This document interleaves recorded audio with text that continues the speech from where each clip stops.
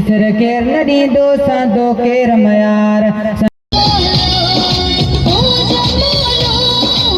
सिंध जी सराड़ी शहर में अॼु 7 दिसंबर सिंधी सकाफ़ती ॾियारो सिंध टीवी नेटवर्क जे सॾ ते औरत जी आज़ादी सिंध जी ख़ुशहाली जे सिरे हेठि वॾे जोश ऐं जज़्बे सां मल्हायो पियो वञे।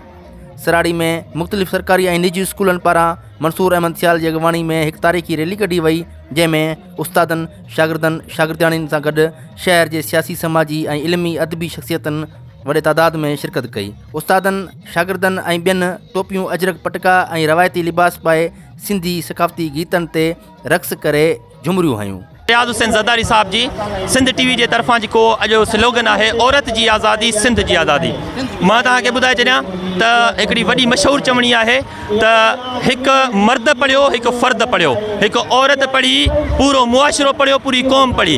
जेकॾहिं तव्हां अॼु बहितरीनु जेको आहे उहो स्लोगन आहे सिंध टीवी जो त न्याणियूं पढ़ायो, न्याणियुनि खे आज़ादी ॾियो। आज़ादी जो मतिलबु इहो आहे त उन्हनि खे स्कूलनि में छॾियो, न्याणियूं तव्हांजूं पढ़ंदियूं, तव्हांजो पूरो मुआशिरो पढ़ी वेंदो। असांजूं न्याणियूं सुभाणे बेनज़ीर भुट्टो थींदियूं, असांजूं न्याणियूं जेके आहिनि उहे पढ़ी करे हितां असांजे मुल्क जी नुमाइंदगी कंदियूं, असांजे मुल्क जी प्राइम मिनिस्टर थींदियूं। पर जेकॾहिं असां उन्हनि खे आज़ादी न ॾींदासीं, उन्हनि खे पढ़ण जी आज़ादी न ॾींदासीं त पोइ असां में काफ़िरनि में को बि फ़र्क़ु न रहिजी वेंदो। असांजो मज़हब इस्लाम आज़ादी ॾिए थो पढ़ण जी, ऐं तमामु बहितरीनु स्लोगन आहे सिंध टीवी न्यूज़ जो। रियाज़ ज़रदारी जी वॾी महिरबानी। वाइस प्रिंसिपल जीअं त असां हर साल वांगुरु रैली कढंदा आहियूं सकाफ़ती ॾियारे जी, सो असां हिन दफ़े बि कढी आहे। तक़रीबन 10 स्कूल असां सां ॿिया गॾु आहिनि, सो धूमधाम सां कई आहे ऐं तक़रीबन सभिनि ॿारनि में ख़ुशी जी लहर आहे।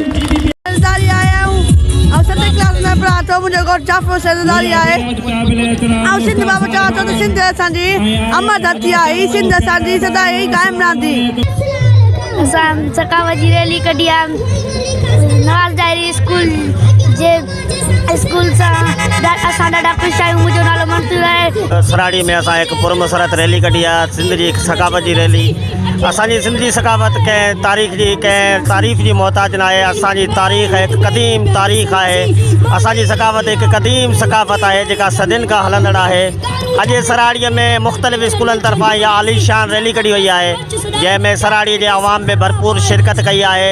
जीअं तव्हां ॾिसी रहिया आहियो, मीडिया ग्रुप तक़रीबन सभिनीनि शिरकत कई आहे, चाहे उर्दू मीडिया हुजे, सिंधी मीडिया हुजे, सभिनीनि मीडिया ग्रुपनि में बिना कंहिं फ़र्क़ जे हिते अची जॉइन कयो आहे। सभिनीनि जी वॾी महिरबानी।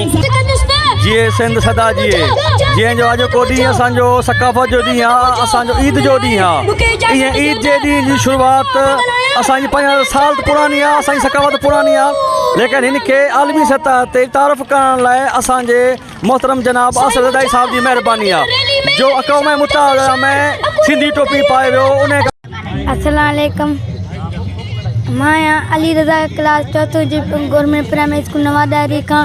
असांखे अॼु सिंधी टोपी में वॾो मज़ो अची रहियो आहे।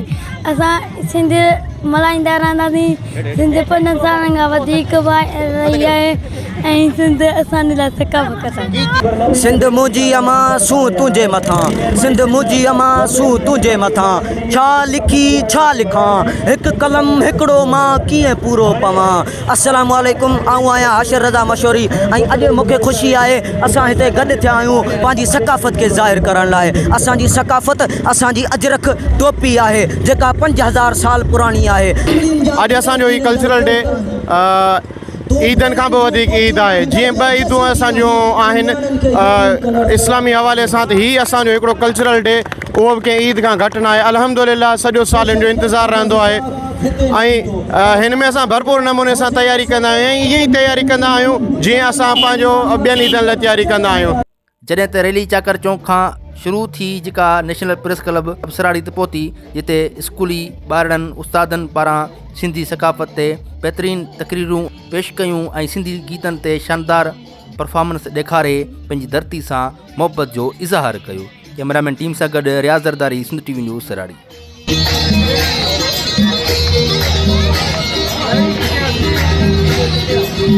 Yeah.